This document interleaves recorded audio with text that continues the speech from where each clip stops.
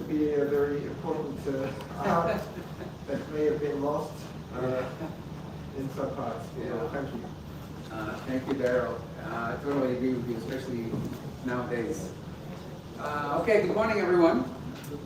And it's so nice to be back in one piece after yesterday's interesting event. I love the city today. It was so quiet, so I assumed everybody was staying home. So great to be back again.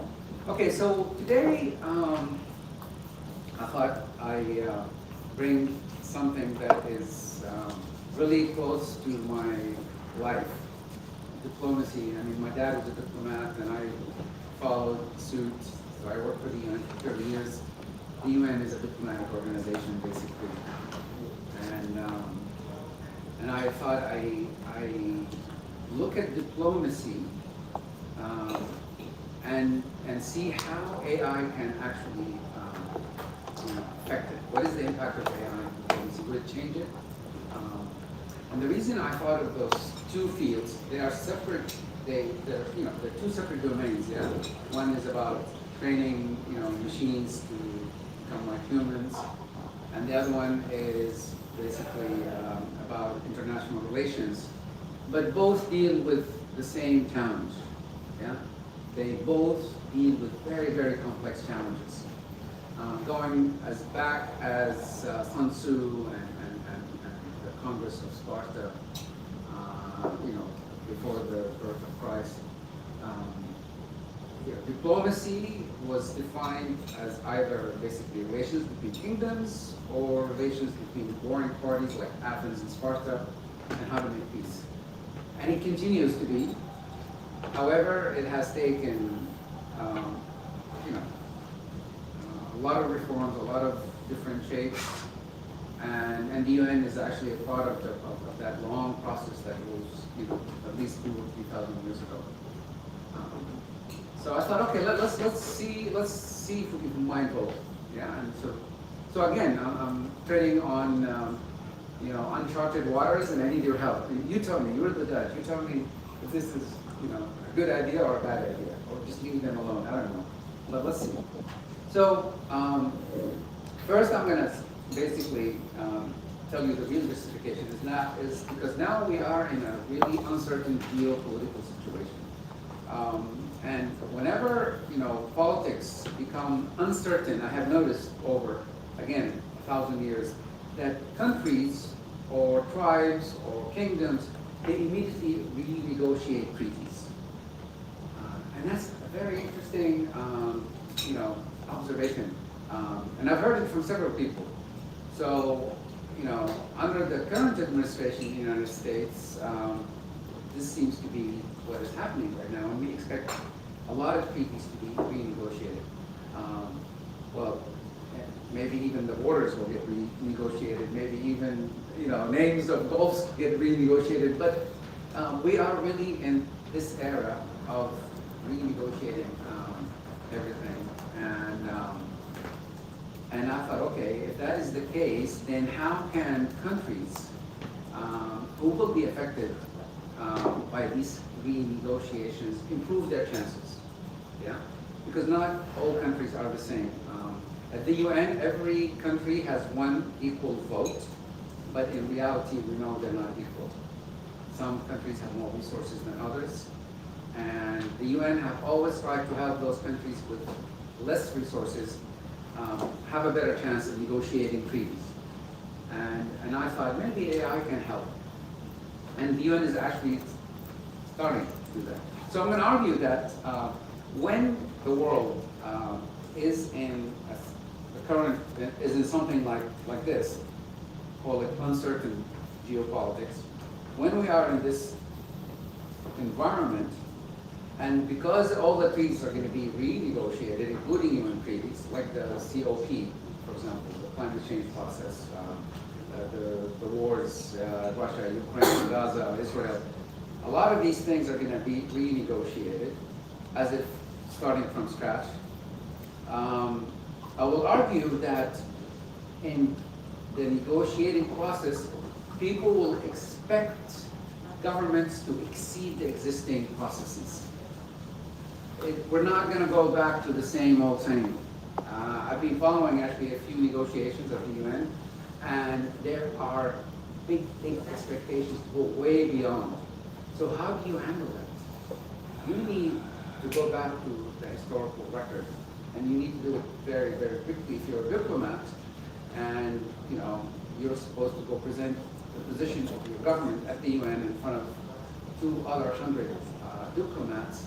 You need to have a lot of data. Are you able to do that? Maybe AI can help you. So I thought AI to the rescue, because AI can do it in a split second. You can go back to Sparta. You can go back to all these, the Congress of Vienna. You can go back to Carter's, Sadat, Begin, Camp David, and read all the handwritten notes, actually most of which Carter wrote it himself. You can read all of that and look at the lessons and pick up lessons from there. Because that's what we do in diplomacy. We look at the lessons that were learned from the processes before and bring them and adopt them. So that's basically what this talk is about. Because we are in this era of geopolitical uncertainty. Clear so far? Is it clear why I'm making AI and diplomacy together? One is very ancient and one is very like now, but I want to combine them. I'm trying to marry them actually. So let's see if we can do that.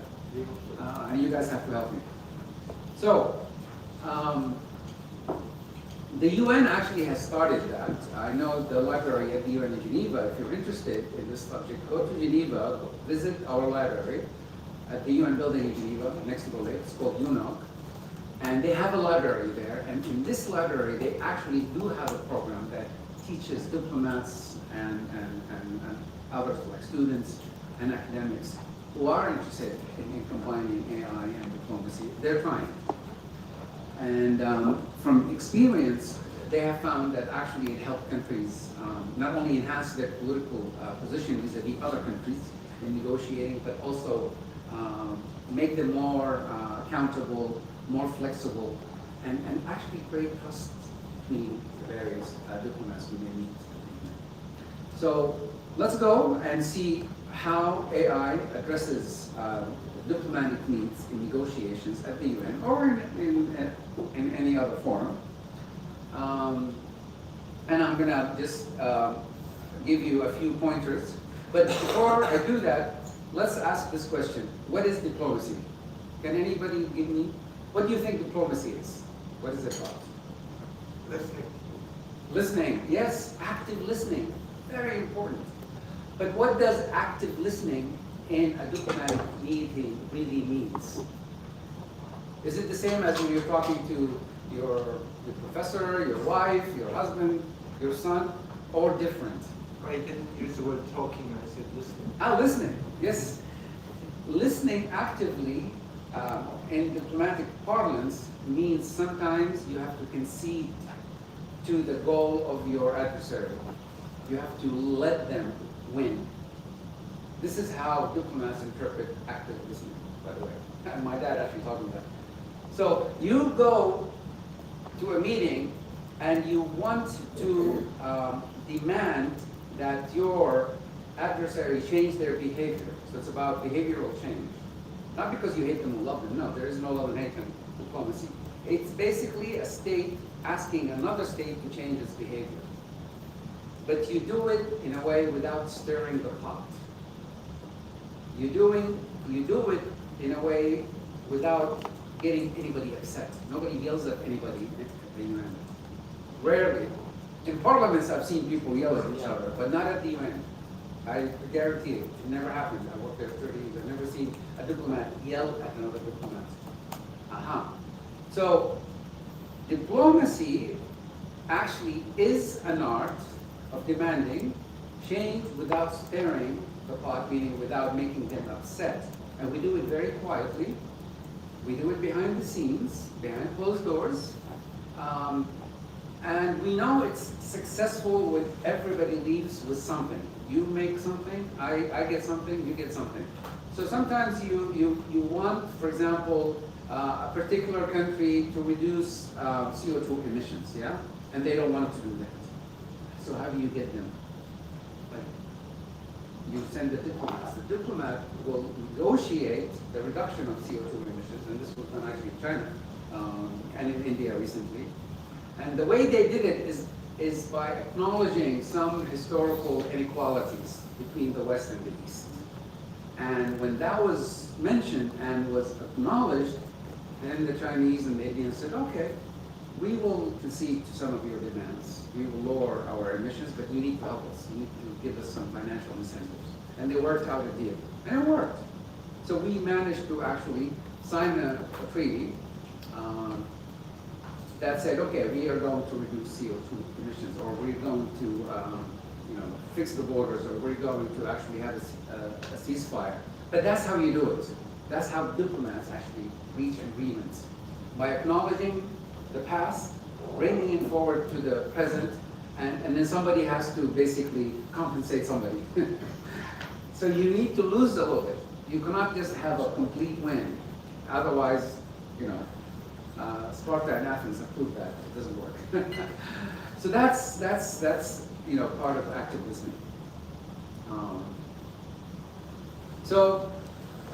Like I said, we have learned a lot of lessons. The UN Human Rights Declaration itself is actually a body of lessons from World War I and World War II, but it also builds on the Congress of Vienna, when basically Napoleon was brought under control, and the treaty was forced that said no one in Europe could dominate all Europeans. So that's what Napoleon was trying to do. And they shipped him off to St. Helena. So that was the Congress of Vienna, and it was very diplomatic. In fact, actually, when I studied the documents which are of the UN, of the Congress of Vienna, all handwritten, you saw how people were making concessions to one another. You had to. The Cuban Missile Crisis, again, Kennedy played an amazing role there. The Nixon peace and diplomacy in China, when they brought China into the modern world. Again, there was a lot of concessions made between the diplomats.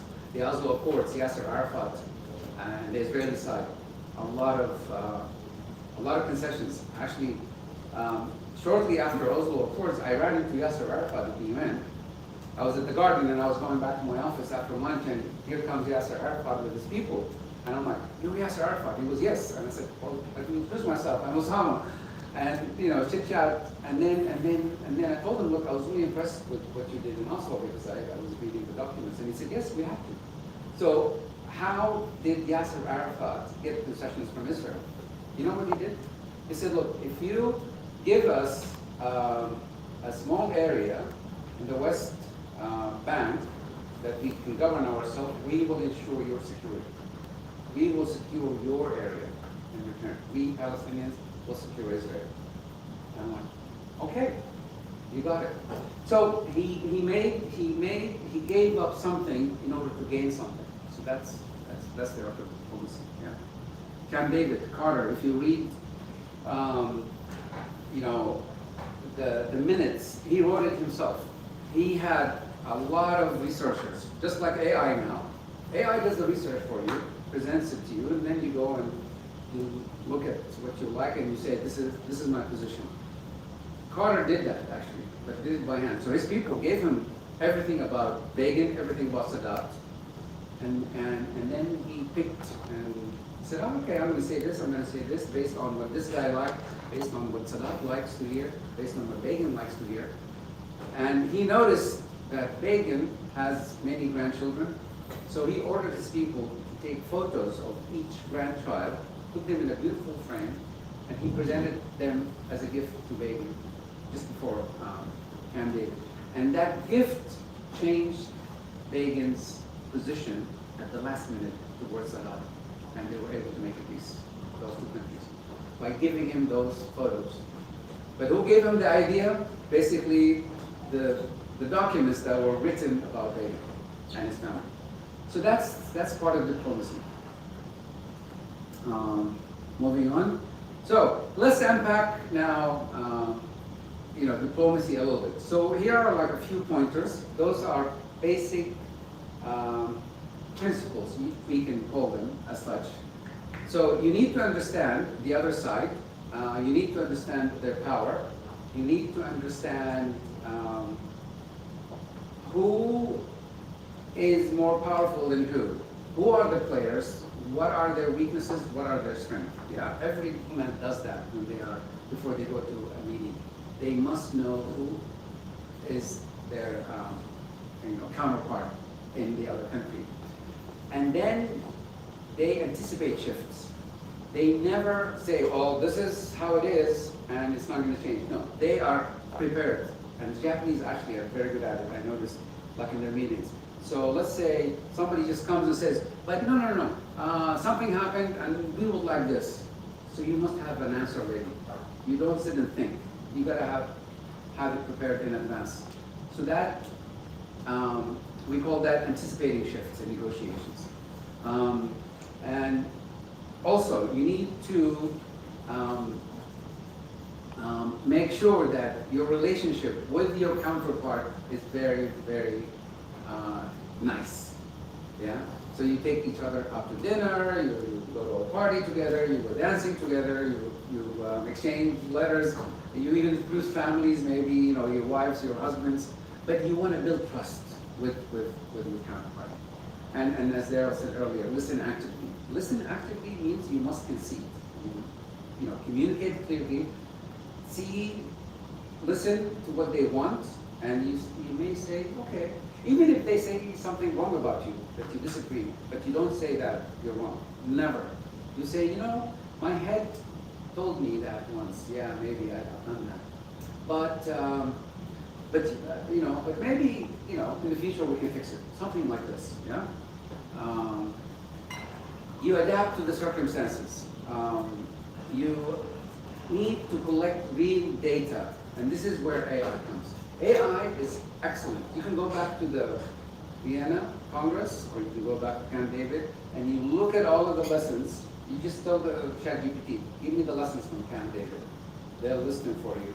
Look at that, and then look at the data between your country and the other country. What happened, say, 1,000 years ago, and bring it forward. AI can do that for you quickly, and sums it up, and then you can see, what decisions did the diplomats back then do that created rewards? And what decisions that they took that created penalties? So AI is a very excellent tool to give you these signals, reward signals and penalties. Yeah? And that's what AI is trained to do in any area right now, even in medicine and mathematics. It's a machine that learns by basically reading the past and then looking at what worked and what didn't work. So it can do the same thing for you in diplomacy. And this is why I'm in favor of or I want to use it. So you need to collect data, use AI, analyze the historical negotiation text, and look for the decisions that actually created rewards for your country, and avoid the decisions that didn't. And AI can do it very quickly in a meeting. You can just go in and it comes up. Long-term vision, very important, because a lot of us have linear thinking. We say 1 + 1 = 2. That's linear thinking. But a diplomat doesn't think like that. A diplomat thinks 1 + 1 = 11. They are thinking always about the future, long-term strategic thinking. You cannot have linear thinking and be a good diplomat. It doesn't work. I've tried it. So you need to know how the pond will grow in 10 years from now. So here's a table with a few people, and if I'm going to ask you to come back again, I'm actually asking you and the next generation and the next generation to come back again. So I must have this long vision. I have to think 10 years in advance. That's how diplomats think. Yeah, they don't just think about tomorrow. Politicians do, but not diplomats. They're two opposite animals. They have nothing in common. I swear to God. I mean, I've been with both. Nothing in common. A diplomat also does very good risk assessments. Yeah, you must know that. A lawyer, somebody who's agree. You have to do a risk assessment because there's always going to be risks, there are always going to be pitfalls and holes that you can fall in. So you must have a good idea. If I took this step, what are the consequences? AI can help you do that. And then we all have soft power. We have, you know, Roosevelt used to say a few words and carry a big stick. So basically he's saying, use very little soft power, and then go with the big stick. A diplomat does the opposite. They leverage their soft power. What does that mean? Our cultures, all our cultures have something nice about them. I mean, you know, I know the Arab culture very well, and I know the American culture very well. The American culture is very attractive, yeah, all over the world. Young people love the American culture. So you can use that to leverage the negotiation with someone else. You can invite them over to your country. You can say, well, let's go have maybe a wine tasting party. The French does that beautifully. With cheese and wine, you know, they organize this party at the end and everybody goes. So whatever it is that you have in your culture that is attractive, present it. Present it during the negotiations. You tell them, we're going to do that. Like, Daryl just did that with us. He said, oh, please go eat. There's coffee and cake outside. That's soft power. Right? And it worked, right? We all went. That's diplomacy. Yeah?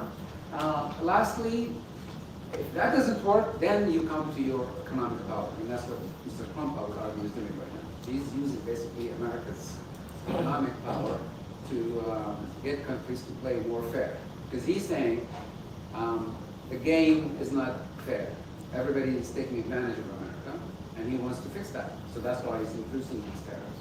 Of course, the rest of the world says, no, you're wrong. It's going to hurt your people. And he's saying, no, you're wrong. My people are going to do better. I'm going to make $1 trillion from these trades, from these tariffs, and they're saying the opposite. But that's up for the diplomats to negotiate it. And they're very good at it. Those diplomats will sit and fix this out. So that's what I monitor. I mean, I listen to the leaders, what they say, but I don't take them seriously. The people I take seriously are the diplomats, because they're the ones who are going to basically fix things at the end of the day. You know? So that's when economic power comes in. And I would argue that all of this list that you see in front of you is better than military power. That's last resort. So diplomacy is actually the soft face of the stick, the big stick. And since Athens and Sparta, the world has learned that it's better to basically use diplomacy before you resort to war. And the world operates this way, pretty much, to this day.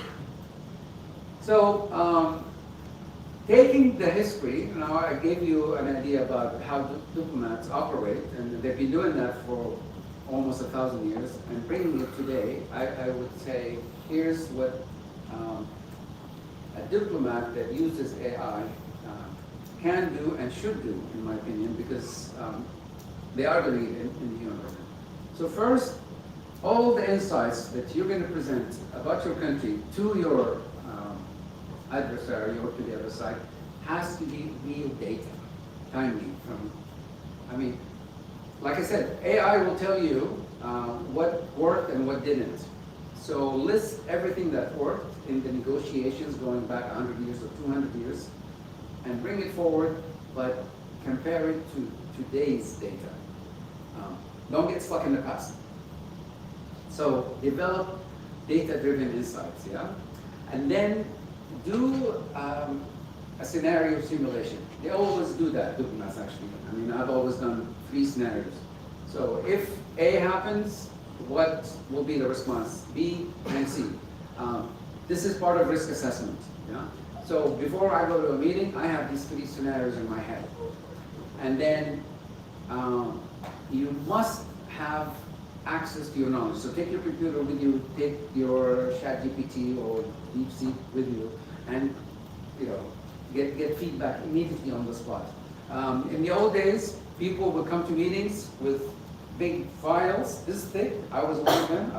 I would carry this, and I would sit there and flip, because in the negotiations I need to give an answer, my boss looks at me and said, what's the answer? And I'm like, give me 5 minutes.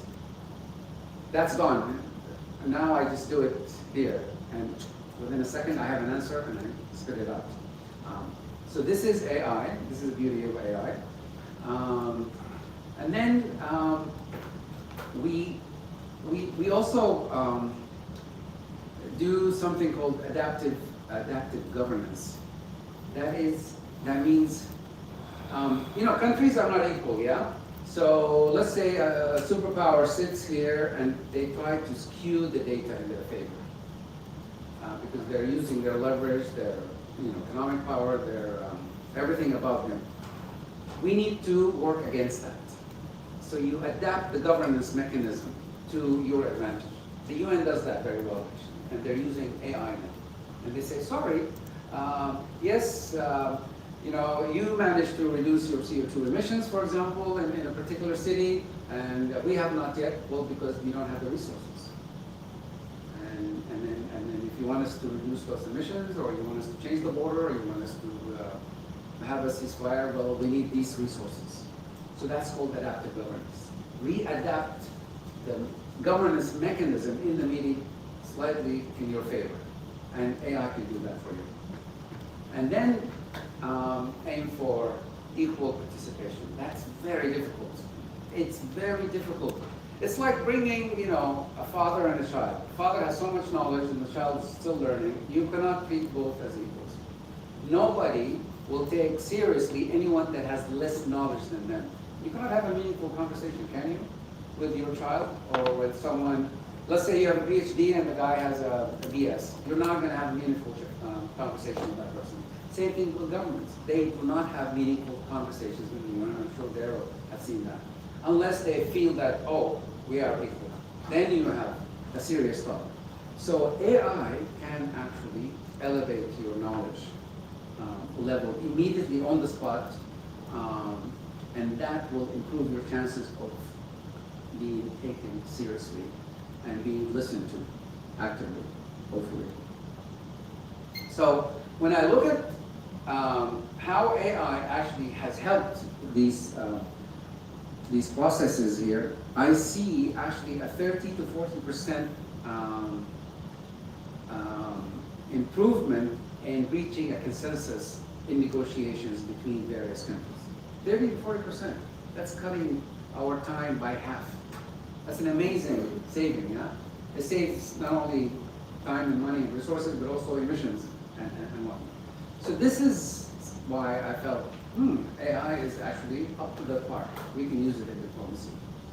So I would recommend, to conclude, that we can use AI, but it has to be in the spot, in the room, and we also insist that everybody looks at this document. It was published last year, actually, by the UN. It's called the High-Level Advisory Body Report by the UN that shows governments or diplomats how AI systems at the UN can work to improve their negotiating positions. Because it will help you navigate all of these dynamics during the negotiations. Yeah? They're very tricky, very dicey, very complex, and you want to do it with good judgment, you want to do it with good human agency, you want to do it, of course, without stirring the pot, without getting anybody upset, and it has to be seen as serious and reliable, and hopefully then you can be precise when you present your argument and get the rewards that you want. Thank you very, very much. Thank you, Osama. I have a rare disagreement with you. Okay. I believe I can have very meaningful discussions with children. Okay. Because they are often very simple, and I especially enjoy, speaking Japanese to speak to children more. But even, so I don't think I'm very much against academic snobbery. And so I will go, if I talk to a person, and just as an example, I share this from My dear daughter, when she was 2, in Euro Disneyland in the coffee cup ride, I heard a famous word. This is a French coffee cup. So actually, this is a very profound statement because she expressed herself that we are in France, that this coffee cup that we're riding in, you know, the coffee cup ride, which, you know, is kind of dizzying, did explain also mental imagery that it's no longer a cup this size, but actually it's a large cup, that it's in France, that it's a spinning, we empty of coffee, but still a coffee cup. So many profound philosophical observations. She did not at that stage have a degree because she's only 2. And so we have many meaningful things. And then looking through the world with the eyes of children, or people who express different things, or they may pick up something on the ground and say, oh, what's this? That the adult who has a PhD or several PhDs and professor just walks over it or squashes the worm or squashes the flower. Yes, yeah. Okay, so what's the flower? The professor doesn't care anymore what a flower is, but maybe the mosquito or the insect. So the eyes of a child, the eyes of different people. So when I share in the view of a world of a blade of grass that may be just before it's being chopped off by the lawnmower, I think I have got some form of enlightenment that is useful for me to see the world from the view of a grass. How do you think? My mind just said 2 things. There is the view of the tree from the top, and then there is the view of the tree trunk from the bottom. And both are necessary if you want to understand the full tree. You must see it from the top and you must see it from the bottom. And Daryl and I have both experiences in your garden and Kankrashan. Does everyone know where Kankrashan is? It's south of Bangkok, about an hour and a half. It's a beautiful, forest. And Daryl took us there a couple of times to chop trees, move them from one area, plant them in another area, and clean it up, and you can put your name on your tree if you go back and water it. But that experience just popped in my head now that you mentioned that. So that's what I learned from that experience. You need the top-bottom approach, and you need the bottom-up approach. And in the UN, we call it whole of government, whole of society. So the best adaptive governance in any situation, especially in a diplomatic meeting, is to have, that view of the blade before it was cut by of the grass blade before it was cut by the lawnmower, and after. After it looks nicer because it's flat, beautiful, yeah. But before it's natural. And well, also, just before Joseph, so Tasnova's story just before goes to the court, all the written documents. A 4-year-old Bangladeshi child going to the court with their telephone or their mum's telephone would say, what? Why? Crazy? These words could be quite educated comments on the system. Joseph, please. I think Trump has made the theory of diplomacy redundant. What would you clear? Yes, at the risk of being admonished by him or his administration, because diplomacy has changed and has improved a lot in the last, at least since World War II. But it is still perceived as something that takes a lot of time and a lot of resources. It's timely because you have to meet and renegotiate and renegotiate. So he only has 4 years. He just want to He doesn't want to follow the COP process, you know, the COP process, the climate change process. It's been going on for so many years, and it's going to keep on going. He doesn't want to do that, and that's why he pulled out of Paris. He wants to get things in those 4 years, and then he's gone. He's never going to come back, right? I mean, we're talking about Trump. And, you know, Please don't. yeah, I mean, Trump. I didn't hear the actual. Okay, well, the actual question was, do you think Trump made diplomacy redundant? I said yes. And that's why I want to protect diplomacy. I want to reinvigorate it with AI. And you guys can tell me if I manage to convince you why AI can help diplomacy become more relevant. But yes, so far his actions say he does not want diplomats to negotiate treaties. He wants to negotiate himself. Like he did with Zelensky on TV. You saw that on CNN when he sat next to Zelensky? Yeah. And Zelensky kept interrupting him. And I'm like, no, don't do that. Where are your diplomats? You never interrupt someone talking in a diplomatic meeting. Let them take their time. And then wait, and then say what you want to say. But Zelensky kept firing at him, and the more he fired, the more the other guy got upset. And then that's when he said, you lost all your cards, get out. I mean, if you saw the full. So yeah, that is the short answer. Any other comments or questions? Sokran has a question. She's looking at me from there. I know she has a question. Okay, so Carmen has another.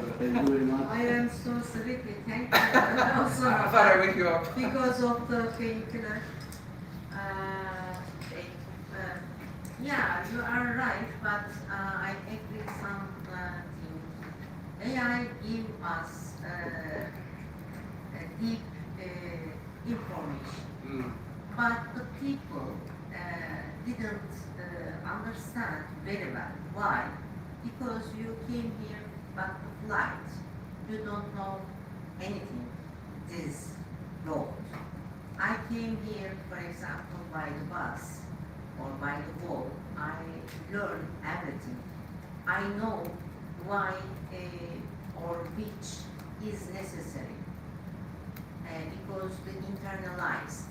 The other is not the internalized. You like the cooking. Therefore, I don't like very much the AI. And on the other thing, this diplomacy around the world is changing. Ordering diplomacy, I think, we can say, because some powerful people give order, and only you can accept it. There is no negotiation. There is a different word, ER. I don't do critic.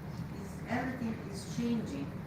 I hope that in the future, maybe 2 or 3 years or 5 years after, we will build again diplomacy and the information, how can capture information. AI information is good, but it is not my information. Yeah. It is not the fear I put or I organize or I create. That is the problem. And after a while, I think that we will look like the machine because it limited our brain. That is the problem. It is the big problem. And I know that before some research, they did this research showed that if you use a lot of machine, you also your behavior, your thinking started to look like a machine. Everything, laundry, etc., everything. Now it is a big machine. It is another machine, AI. And I think that the human, not very smart people, but middle people, or they can boost their creative or their thinking, critical thinking, etc. It is the problem.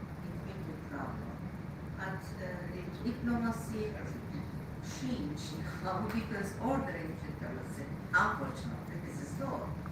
We know that there is the power, that power around the world, not only about Trump, the Netanyahu and other people, also who is the power, his diplomacy run. Thank you. Thank you, Sukran. What do you think about yes? And So what would you tell someone like Elon Musk who said people cannot govern themselves, let alone govern a country? So they need AI, because AI has this ability to learn from its mistakes and give you ideas, or give you advice, or give you a decision that is guaranteed to make you successful.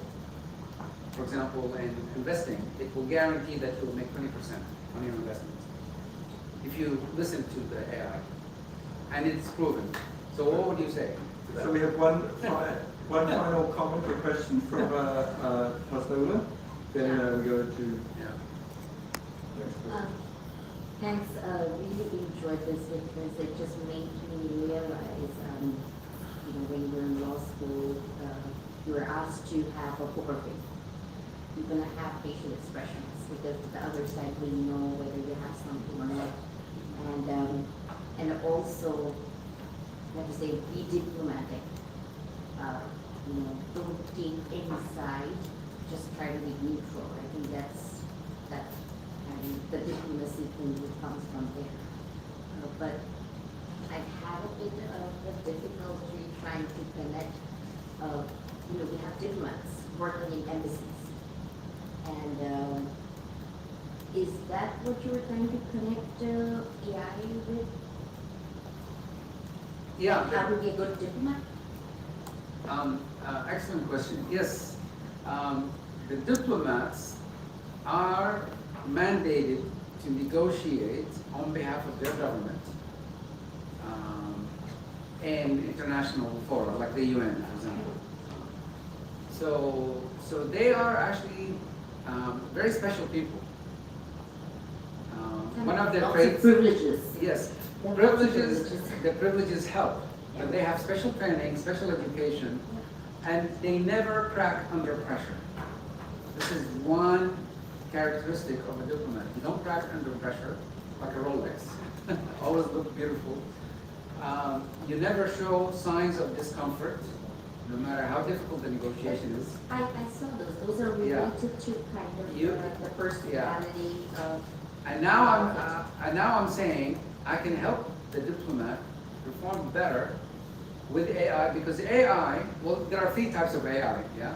There's the AI we talked about, but there's the AI that is called reinforcement learning AI, which learns from the mistakes of the past and it tells you don't repeat that decision because it's wrong. It created a problem. But if you do this, if you copy the successful decision, you will succeed. They use that in finance now.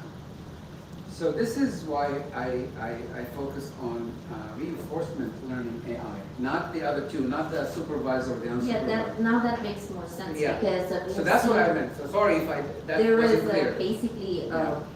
AI generated legal arguments where they've kind of made arguments about fake case law precedents which did not even exist. AI just made it, and some attorneys actually presented, and then they realized that this doesn't exist. And Yeah. so if I'm a diplomat, I will definitely not take a risk using an AI tool which makes even like a fraction of a mistake, because as a diplomat, I also have certain standards to make. So if my AI tool that I'm using, if it's not a very advanced and maybe paid premium pro level that diplomats get access to, a very high-end AI tool, like all the other privileges, then I will be very happy to use that. But I think that's the one. Yeah. Check this one out. It's at the Commons Library in Geneva. Free to use. Yeah. Oh yes, you can access it online. I just looked at it, and it's amazing. And it's got a record of all of the successful and unsuccessful diplomatic decisions since the Congress of Vienna. Yeah. Thank you very much, Osama. You're welcome.